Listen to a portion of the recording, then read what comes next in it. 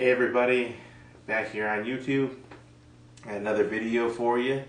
Want to talk about the 2022 midterm elections. A lot of interesting things happened. I think single women, just in a lot of ways, just tend to lean toward the policies that the Democrats are offering. Also, here's a big one: 37% gap for Gen Zers.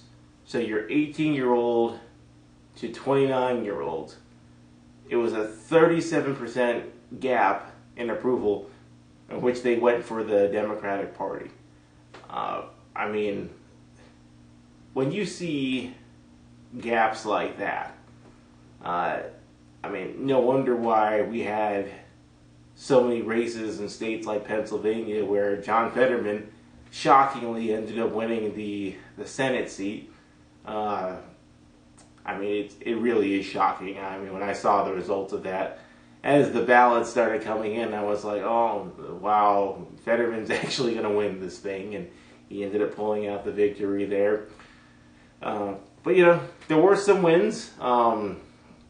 Republicans flipped a lot of House seats in New York State, which I think is a big deal.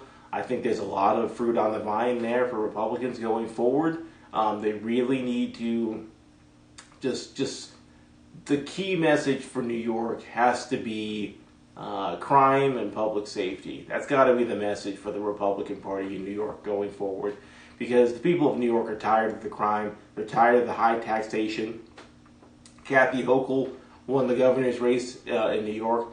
Lee Zeldin got like 48% of the vote as a Republican candidate, and that is huge because he really helped to bring a lot of the other Republicans that were running. He helped to really pull them across the finish line. They really were able to ride his coattails to flip those House seats. Florida had just a huge night in Florida. Ron DeSantis won by about 20 percentage points in the governor's race. Marco Rubio won his Senate seat very handily. And with Arizona, we had, at this point, it's looking like Katie Hobbs somehow is going to end up winning the governor's race in Arizona over Kari Lake. I don't know why the people of Arizona decided to vote for Katie Hobbs. I think Katie Hobbs is a terrible candidate. Kari Lake was a fantastic candidate. She actually campaigned. She actually spoke to people. She actually was willing to do a debate. Katie Hobbs was she was so cowardly that she refused to even debate Kari Lake and talked about how she wouldn't be in the same room to be shouted over. Nothing about that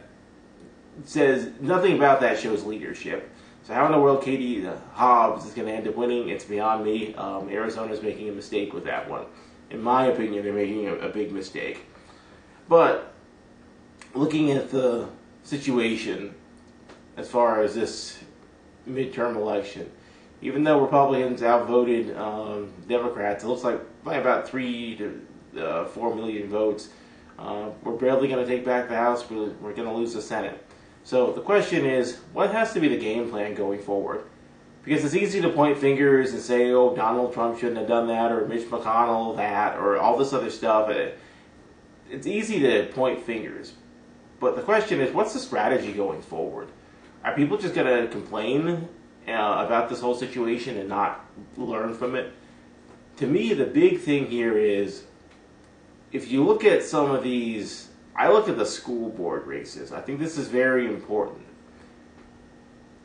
A lot of victories across the country for parents who, mind you, were in pretty decent favor for voting for the Republican Party in this midterm. I think that's got to be, the message has to be, we have to continue to win these school boards. We have to continue to get these woke progressive teachers and all these woke progressive school board members out and start replacing them. We have to, as a culture, take our children back. That's very important. Because when it comes to the Gen Z generation, there's so much indoctrination that's happened over the last 5 to 10 years, and you're starting to see the fruit of that in that generation.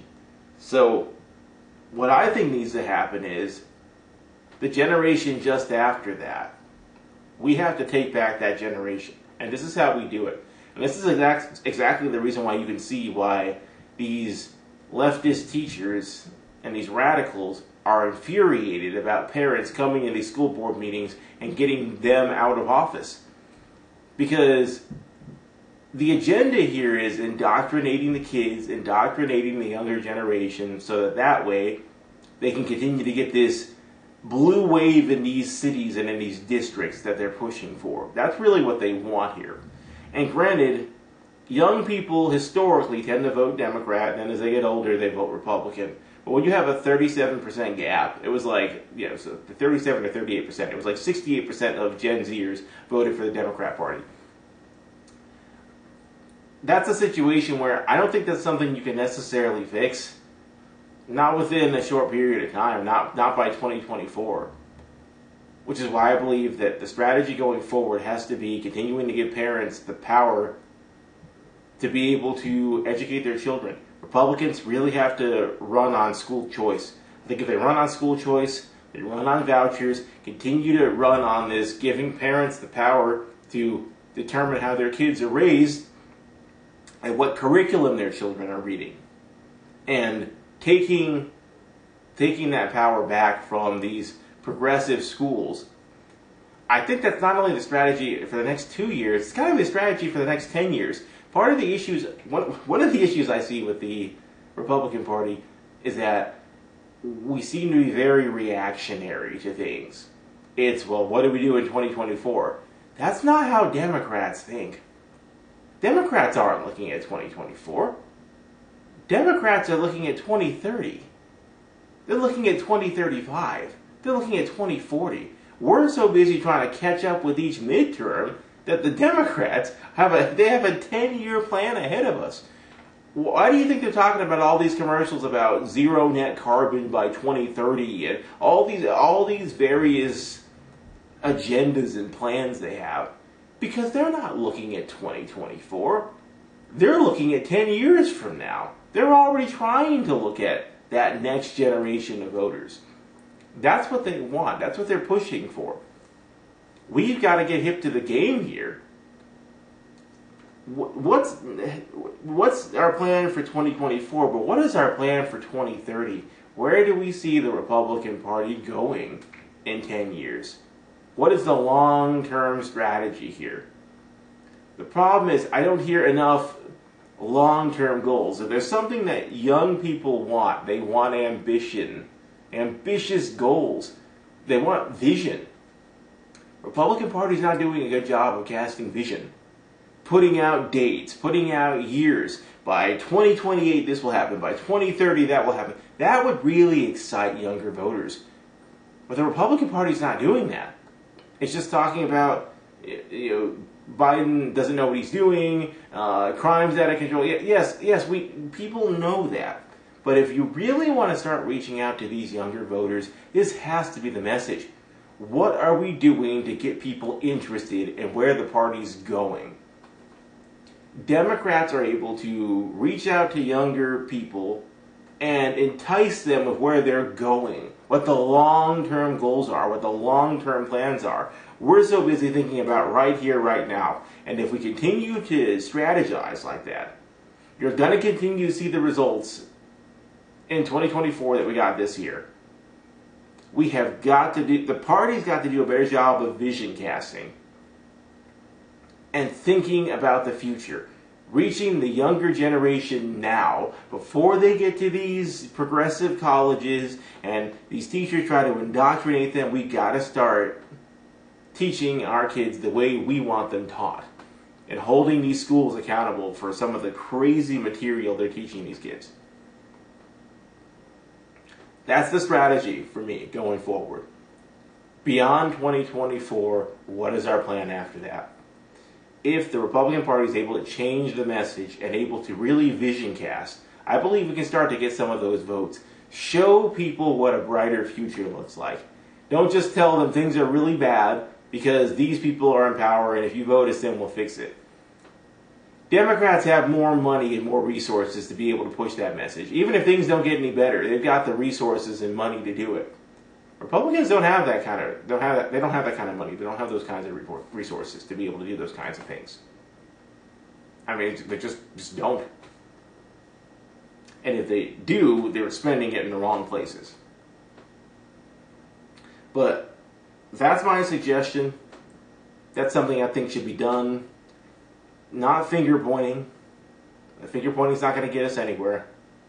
Not complaining about, oh, well, the mail-in ballots and whatever. Yeah, okay. In the end, the party has to really dig in to the next generation.